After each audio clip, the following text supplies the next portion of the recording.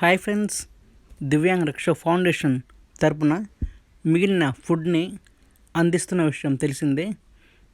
ఈ సందర్భంగా మిగిలిన బట్టలు మనకి వాడుకోలేని పక్కన పడేసి ఉన్న బట్టలని పడేయకుండా మాకు అందించినట్లయితే మేము పేదలకు ఆ బట్టల్ని పంపిణీ చేస్తామన్న విషయం తెలిసిందే.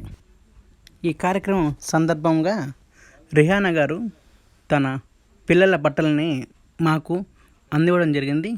ఈ బట్టలని పొదిలిలోని శ్రీపతి నగర్లో తిరుగుతున్న పిల్లలకు అందివ్వడం జరిగింది.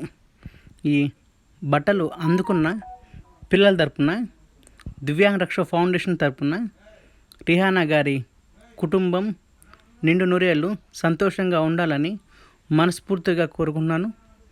మీరు కూడా ఇటువంటి కార్యక్రమాలు చేయాలి అనుకుంటే కింద స్క్రోల్ అవుతున్న నెంబర్కి కాల్ చేసినట్లయితే మీ పేరు మీద ఇటువంటి మంచి కార్యక్రమాలు చేస్తాను.